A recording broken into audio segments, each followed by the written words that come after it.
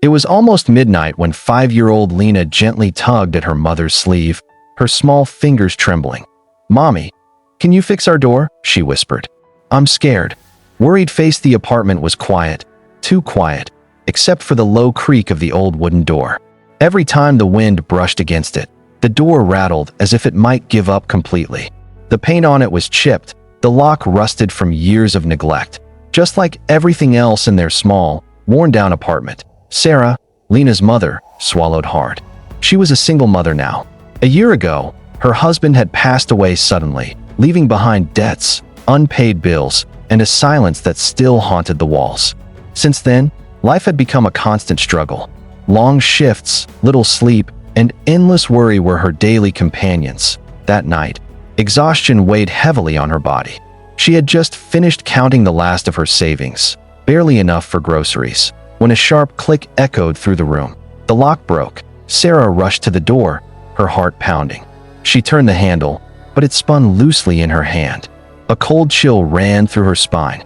Outside, footsteps echoed somewhere in the hallway, followed by distant laughter from the street below.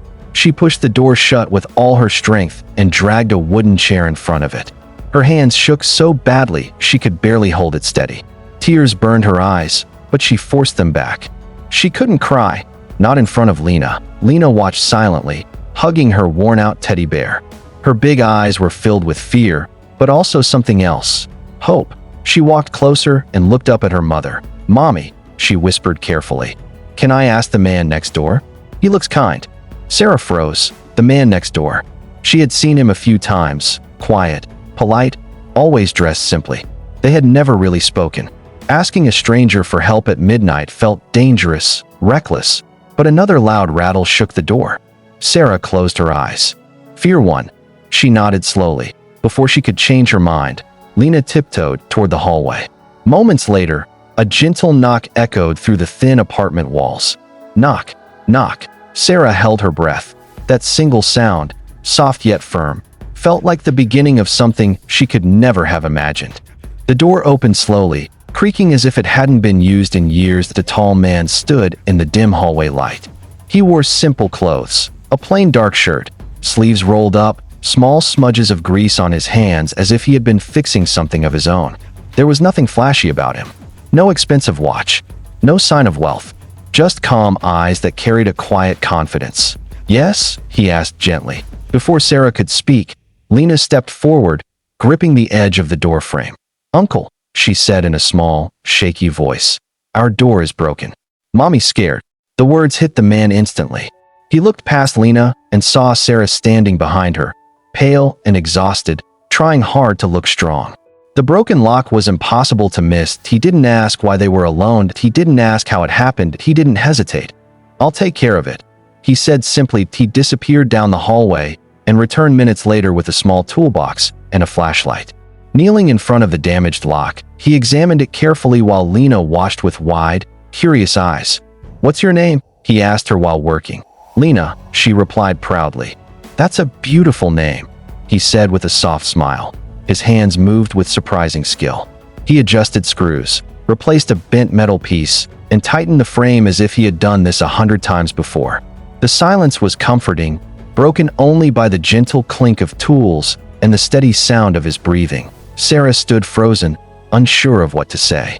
Her heart was still racing, but something about the man's calm presence slowly eased her fear. Within minutes, the lock clicked firmly into place. He tested the door twice, then once more, just to be sure. "There," he said, standing up. "Strong enough now." He turned to Lena and bent down to her eye level. "Now your mommy can sleep peacefully," he said warmly. Lena's face lit up. "Thank you, Uncle." Sarah's hands trembled as she spoke. I don't know how to thank you," she said, her voice breaking. "We don't have much." He shook his head gently. "No need," he replied. "Neighbors look out for each other." As he picked up his toolbox, he paused. "I'm Daniel," he said softly. "Your neighbor." Sarah repeated his name in her mind as she watched him walk away down the hallway. She had no idea that the quiet man next door was about to change their lives forever. The next morning, Ollie woke up earlier than usual. His small room was still cold from the night, his blanket barely enough to keep him warm. He rubbed his eyes, unsure if everything that had happened last night was real or just a dream created by exhaustion. But the moment he checked his phone, his heart nearly stopped. A missed call, a message, and at the bottom, a signature he recognized immediately. Zara Khan, CEO, Khan Enterprises. Ollie sat frozen on the edge of his bed. Why would she contact him? He had only given her a jacket. Nothing more. Still, with trembling hands, he dialed the number. Within moments, a calm, professional voice answered. Mr. Ollie, Ms. Zara Khan has requested your presence at the head office this morning. A car is on the way to pick you up. Ollie couldn't even respond. His mouth went dry to car. For him, he quickly got ready, wearing his cleanest clothes, which were still far from impressive. As he stepped outside, a black company vehicle waited in front of his building. The driver opened the door with the same respect Ollie had only seen given to important people. When he arrived at Khan Enterprises, the towering glass building looked even larger, almost intimidating. Employees in suits walked past confidently, while Ollie stood at the entrance feeling small, unsure, and out of place. But all of that changed in an instant. Zara walked into the lobby, wearing a warm, genuine smile. The same smile she had given him at the bus stop. Ollie, she said with kindness in her voice, I'm so glad you came. He lowered his eyes shyly. Ma'am, I still don't understand why I'm here. She motioned for him to follow her into a quiet conference room. Sunlight poured in from tall windows, making the entire space glow warmly. Zara sat across from him. I thought all night about what you did, she began. You helped me without knowing who I was, without expecting anything in return. That kind of character is rare and valuable. Ollie shook his head quickly. Ma'am, I didn't do anything special. She smiled. That's exactly what makes it special. Then she reached for a folder on the table and slid it toward him. Ollie hesitated before opening it. Inside was an official offer letter, a full-time job at Khan Enterprises, with benefits he had only dreamed of, medical coverage, paid leave, a steady monthly salary, 10 times more than his warehouse job. His hands shook. Ma'am, I don't deserve all this. Zara leaned forward gently. You deserve more than this, Ollie. Not because you helped me as a CEO, but because you helped me as a human being. Ollie's vision blurred as tears welled in his eyes. He looked down, wiping them quickly, embarrassed. She continued softly. Sometimes, a single act of kindness doesn't just warm someone's night, it changes their life. Ollie could only whisper, Thank you, ma'am, for believing in someone like me. Zara stood and extended her hand. I'm honored to have you on our team. In that moment, Ollie realized something profound. A simple act, giving away his jacket, had opened a door he never even knew existed. And from that day on, his life was never the same. A week passed, yet the memory of that midnight knock still lived in Sarah's heart. Life returned to its routine. Early mornings, tired evenings, and quiet prayers whispered before sleep. But something had changed. The fear that once followed her everywhere had slowly begun to loosen its grip. One afternoon, a neatly sealed envelope arrived at their door. Sarah opened it with cautious hands.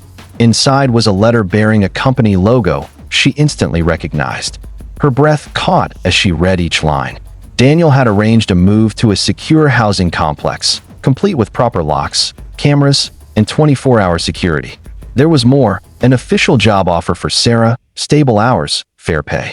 And for Lena, full school support, books, and transportation included. Sarah sat down, overwhelmed. Tears streamed down her face. This was too much. Too generous. That evening, she asked Daniel to meet her. When he arrived, she held the letter tightly in her hands. I can't accept this, she said, her voice shaking. You've already done more than enough. Daniel listened quietly, then spoke with the same calm voice she remembered from that night.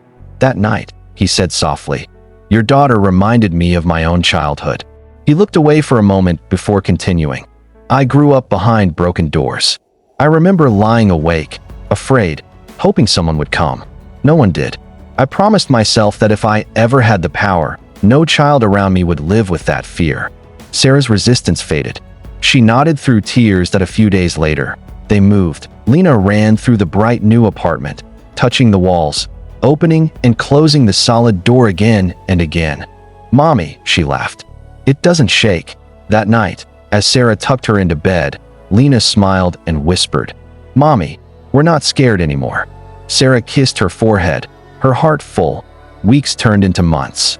Sarah found strength in her new job. Lena flourished at school, her laughter filling rooms that once felt empty. Sometimes, late at night, Sarah would pause by the door, running her fingers over the strong lock. She knew the truth now, that hope doesn't always arrive loudly. Sometimes, it comes quietly, with rolled-up sleeves, with kindness, and with one gentle knock at midnight. A knock that opened the door to a whole new life. Crescent moon sparkles,